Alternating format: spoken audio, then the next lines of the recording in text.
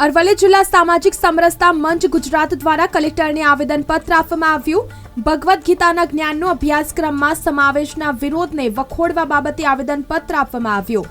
ગીતા જ્ઞાનનો અભ્યાસક્રમમાં સમાવેશ થવાથી કેટલાક સ્વાર્થ અને રાજકીય તુષ્ટિકરણ માટે તેનો વિરોધ કરવામાં આવે છે। આ ગીતાના જીવન મૂલ્યોનો પાઠ કોઈ ભેદભાવ વિના ભણવામાં આવે છે।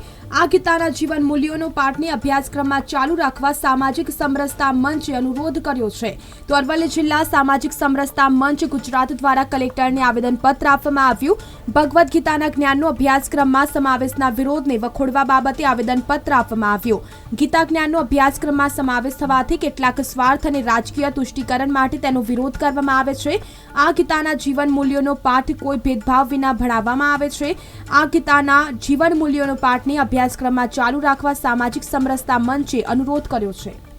સામાજિક સમરસતા અરવલ્લી જિલ્લો સાથે બધા જ ભેગા મળી અને આવેદનપત્ર આપીએ છીએ કે ગીતાજી પાઠ્યપુસ્તક્રમમાં જે રાખવામાં આવ્યું છે એ ખૂબ સરસ છે અને બધાના માટે સરસ છે। જે લોકોએ આ ન ચાલે એના માટે આવેદનપત્ર આપ્યું છે એનું અમે ખંડન કરીએ છીએ અને સરકારના આ કામ માટે અમે ખૂબ સરસ રીતે એમનો પ્રતિસાદ આપીએ છીએ।